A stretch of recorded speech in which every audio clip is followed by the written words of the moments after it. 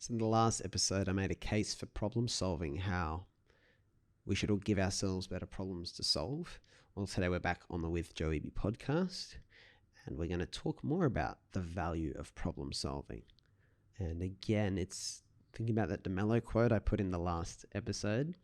Sometimes it's a bit of a negative word, but I really think this is a pure discipline.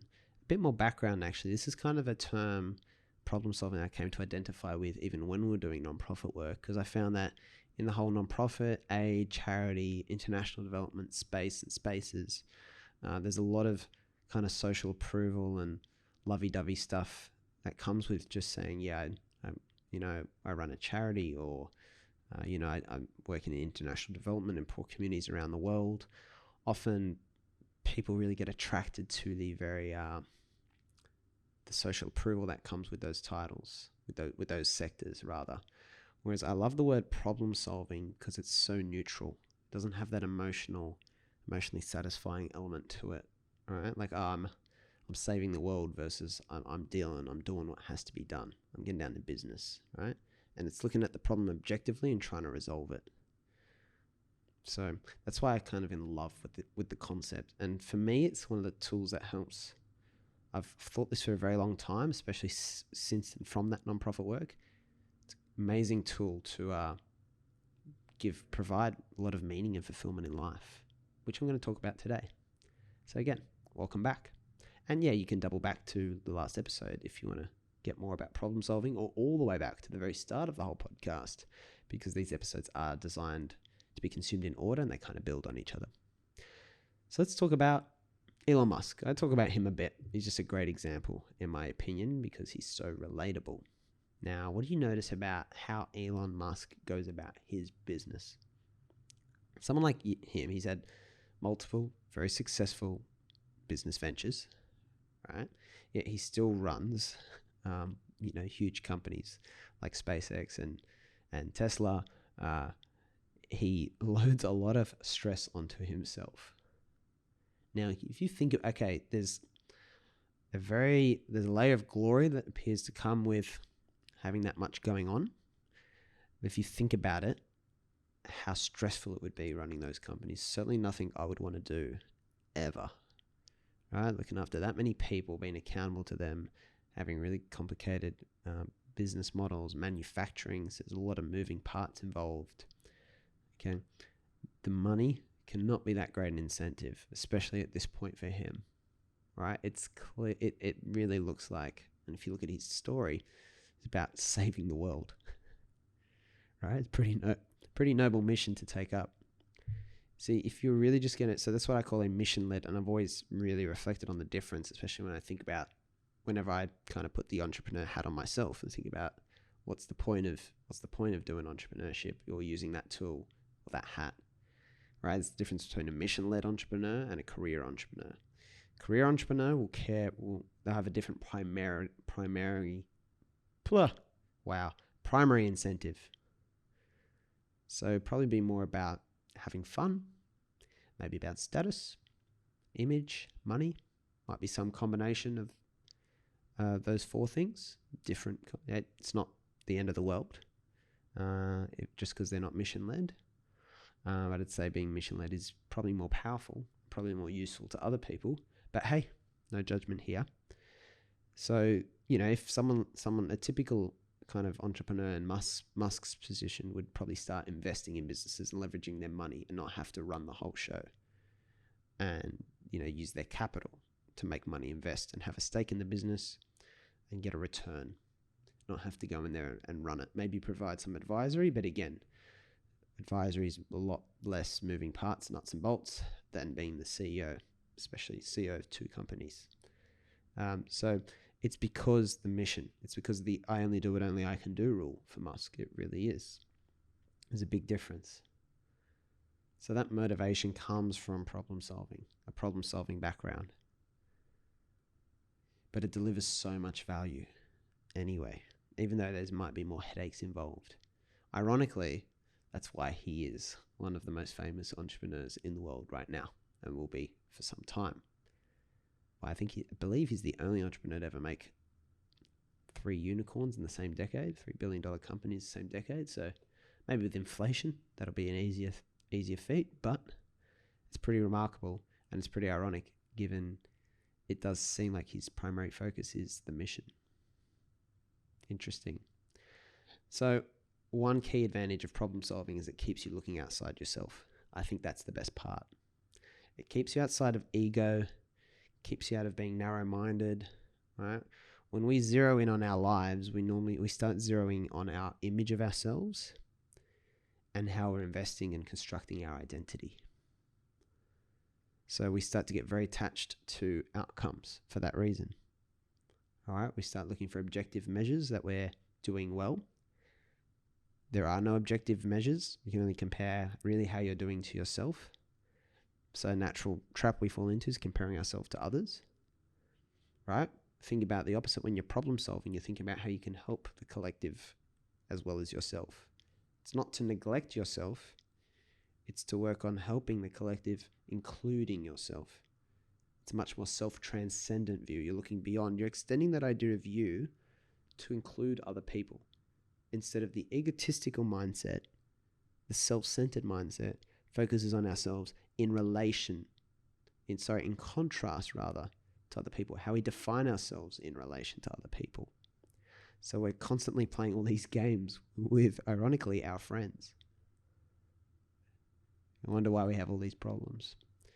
So the value of problem solving, when you think about problem solving, not even doing charity, not saving the world, but problem solving, the unemotional objective. Again, apologies, but more masculine way of thinking on that logical level is to focus outside yourself. Right? If your company or your book or your podcast or your community work or the way you present for your friends and family, if it's about others,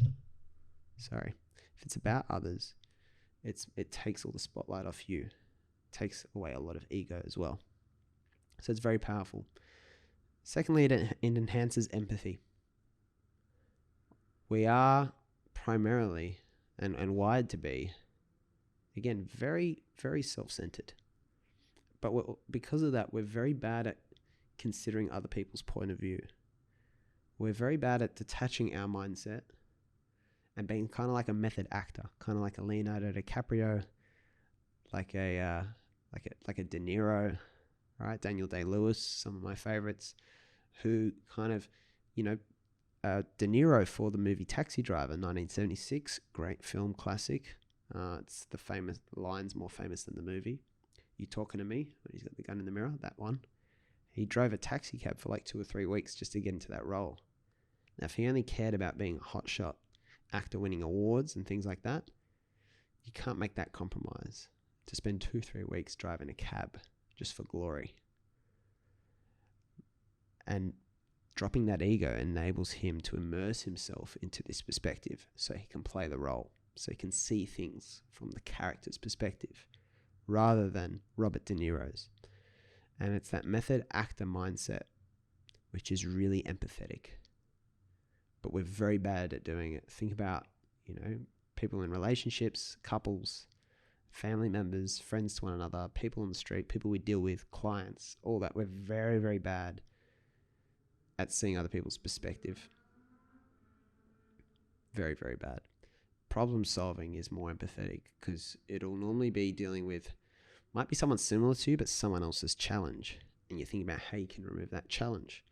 When we're doing nonprofit work in Nepal, from the ground up, it was about understanding, what do these people want?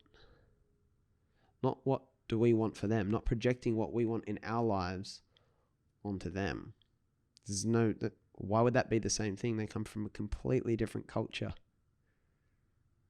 right? It harks back to the way colonials treated their conquered subjects by building their culture around these people who were not interested in it, assuming it was best for them just because it was what they were used to.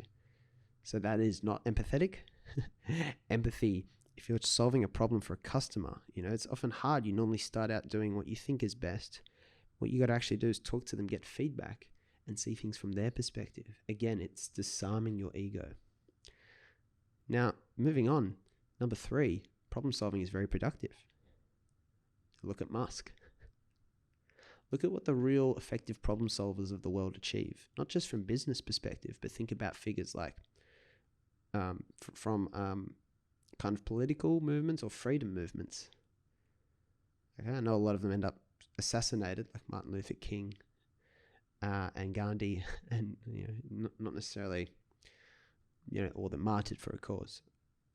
So look at the achievement, look at the productivity. So you can get very well paid solving problems, obviously, because a problem is for someone who can afford to pay you, will pay you.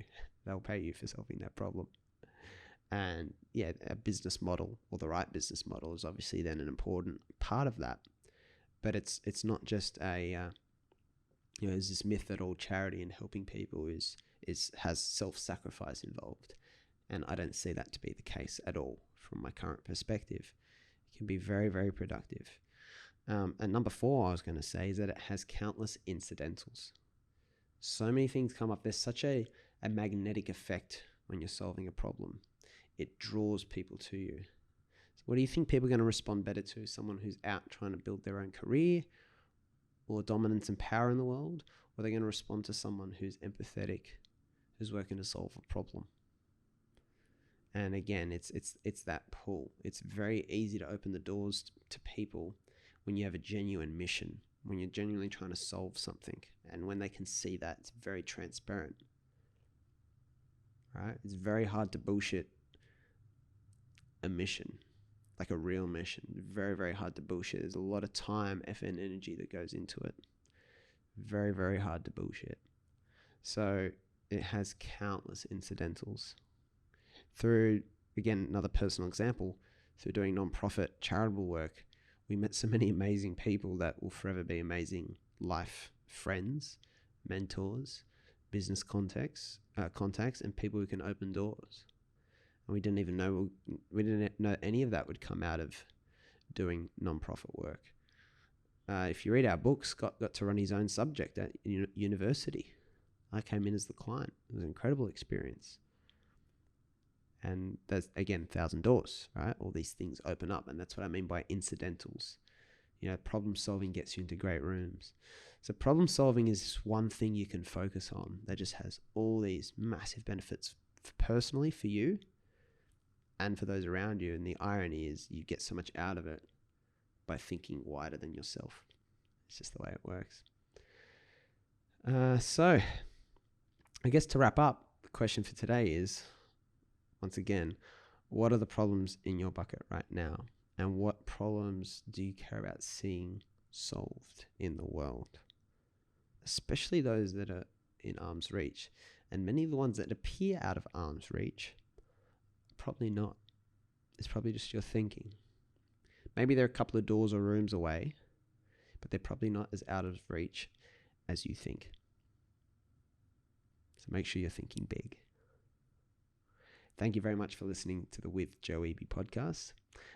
Remember, as always, that the best way to open 1,000 doors for you is to concentrate on opening doors for others. That's very on theme for this episode because we talked about problem solving.